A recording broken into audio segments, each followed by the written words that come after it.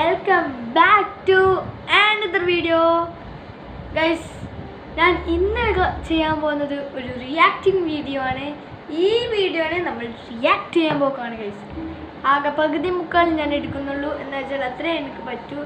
അപ്പോൾ ഗൈസ് ആ പകുതി മുക്കാലും വീഡിയോ ഞാൻ റിയാക്ട് ചെയ്യാൻ പോക്കാണ്. അപ്പോൾ ഇഷ്ടപ്പെട്ട ലൈക്കും സബ്സ്ക്രൈബും ചെയ്യണം. നമുക്ക് നേരെ ആദ്യത്തെ വീഡിയോയിലോട്ട് പോകാം. ഒരു മുട്ട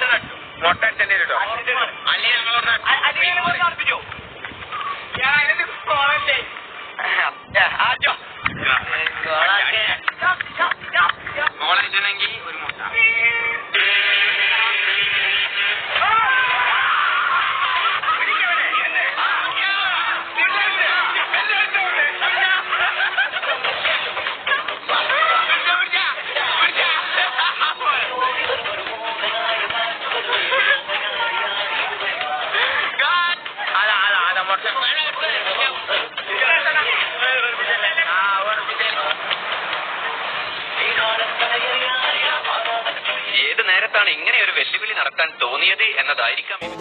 ഇപ്പൊ നല്ല സെറ്റാപ്പിയായി. Okay okay okay.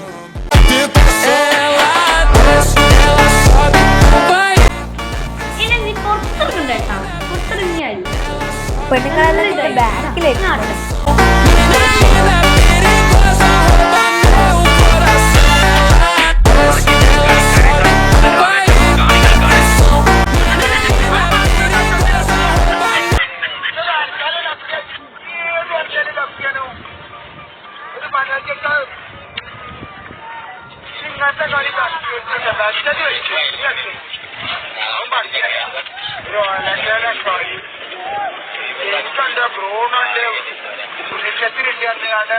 അനൗൺസ്മെന്റും പരസ്യം കുട്ടിയാണ് ഒരു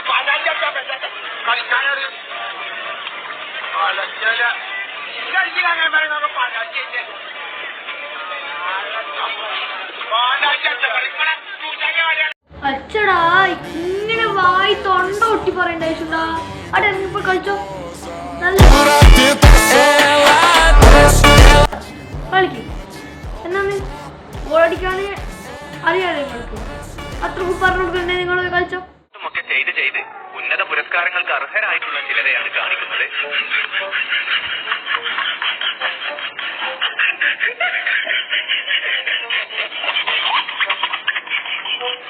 എന്തായാലും ഇവരുടെ മാസ്മരിക പ്രകടനങ്ങൾ കണ്ട് ജഡ്ജസിന്റെ കണ്ണ് തള്ളിയിരിക്കുകയാണ് എന്ന് പറയാം.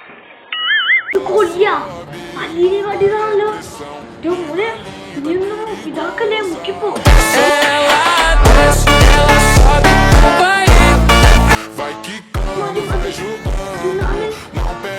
നിങ്ങളെ ശ്രദ്ധിച്ചോ, അവര് ചെസ് നമ്പർ എവിടെ നോക്കിക്കോ. മറ്റേ കൊള്ളിനെ പോലെ സ്ഥലമില്ലേ, അവിടെ ഇത്ര ഉള്ളൂ, ഇതിനെ പോലെ ഉള്ളൂ, ഇത്ര ഉള്ളൂ. അവിടെ ചെസ് നമ്പർ എവിടെ കുത്തിച്ചു നോക്കോട്ടാ. അയാളെ നിങ്ങൾ നോക്കണം കേട്ടോ.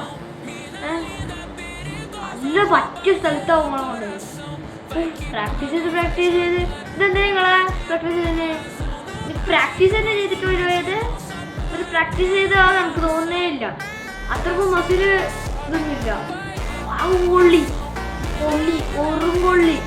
അത്രക്കും മസിലൊന്നും ഇല്ല ഇതിന്.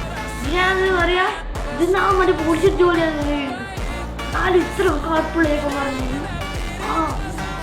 ടെസ്റ്റ് നമ്പർ കുത്തിയാൽ സ്ഥലം നല്ലതായിരിക്കും. വീട്ടിൽ പോയാ നോക്കണേ, നല്ല വേദന എടുത്തിട്ടുണ്ടാവേ. ശരി നമുക്ക് അടുത്ത വീഡിയോ എന്തല്ലോ. ജഡ്ജ് ചെയ്യണമെങ്കിൽ ഇതിന് നേരെ മുൻവശത്തായി ഇരിക്കേണ്ടതുണ്ട്. എങ്കിൽ മാത്രമേ ഇങ്ങനെയൊക്കെ സംഭവിക്കുകയുള്ളൂ.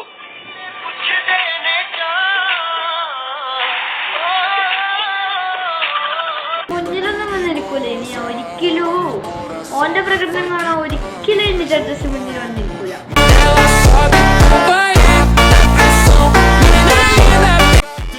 മുന്നിലല്ല, ബാക്കിൽ, സൈഡിൽ, റൈറ്റ് കോർണറിൽ, അല്ലെങ്കിൽ ലെഫ്റ്റ് കോർണറിൽ ഒരിക്കലും ആടും വന്നു. അമ്മാതിയാണ് പാവോ. നാളെ ഡബിൾ എത്രയായാലും 50 ഉണ്ടാവൂലേ, 50 സോറി 30-40 ഉണ്ടാവുക. അതെല്ലാം എടുത്തിട്ട് പോക്കിയിട്ട് അമ്മ ചാടല. എന്നാന്ന് തോന്നിയ പോലെ കളിക്കുകയോ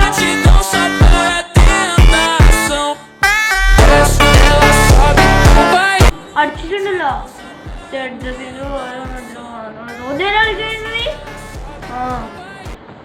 ആരും ഉണ്ടാവുകയില്ല. എന്നാൽ അതിനും ഒരു കഴിവ് വേണം. കണ്ടു നോക്കാം.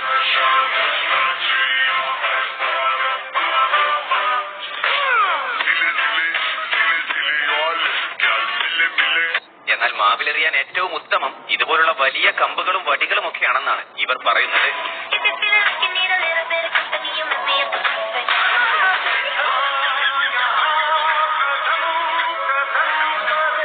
ഇനി അവൻ അങ്ങനെ ഒന്നും ചെയ്യരുത്. ഇനി ഒരിക്കലും ആരോ അവനോട് പറഞ്ഞു നീ വടിയെടുത്തെറിയേ.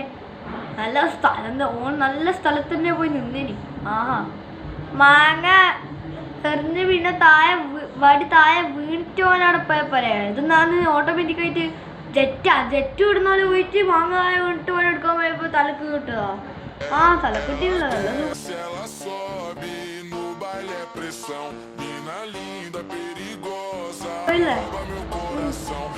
എന്നാ പറയുന്നത് ഇത് നീയില്ലേ ഇനി നീ മാങ്ങ ആദ്യം എറിഞ്ഞിട്ട്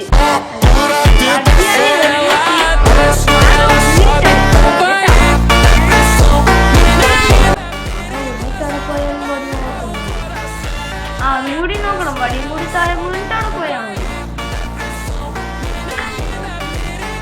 അല്ലെങ്കിൽ ഒരു കോല് വെച്ചെടുത്താൽ മതി. കോലല്ല ഒരു കൊക്ക വെച്ചെടുത്താൽ മതി.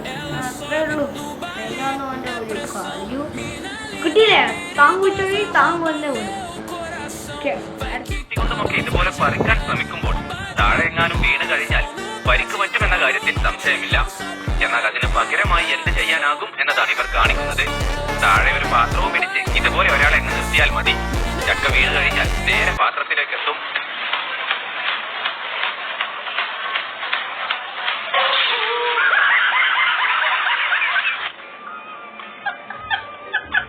എന്തായാലും ഇദ്ദേഹം ചെയ്തത് മണ്ടത്തരമാണെങ്കിലും ഇദ്ദേഹം കാണിച്ച ആ ധൈര്യത്തെ നമ്മൾ അഭിനന്ദിക്കേണ്ട. ചക്കക്ക് പരിക്കുപറ്റാനാ? ചക്കക്ക് നീ എന്നാന്ന് മനുഷ്യന്റെ കയ്യും കാലെല്ലാം കൊണ്ടുപിടിച്ചിട്ടുണ്ടോ? പിന്നെ മനുഷ്യനെ പിടിച്ചിട്ടാണല്ലോ ചക്കനെ നോക്കുന്നത്. അതെന്താ മോനെ നിശീനാട്ടോ നിശീന കണ്ടിന്യൂ എന്നാലും എന്റെ ധൈര്യത്തിന് കഴിയുണ്ട്.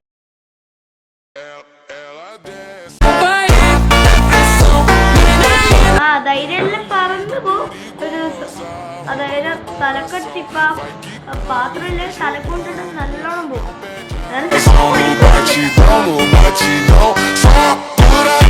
പരിക്കൊട്ടില്ലോട്ടാ. ആ ചക്കക്ക് പരിക്ക് പറ്റിയെന്നുള്ള വാക്ക് ഇതിലാണ്. പൊട്ടിയിരുന്നിട്ട് താഴെ വീണെന്ന് പറഞ്ഞിട്ടുള്ള ഇത് കിട്ടും. പരിക്ക് പറ്റിയെന്ന്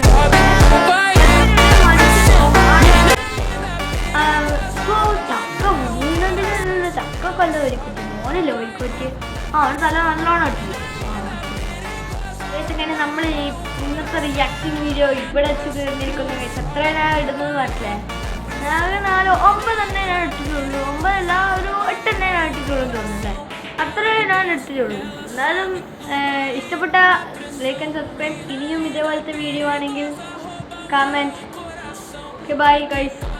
ഇനിയും ഞാൻ വീട്ടിലേക്കും ബൈ.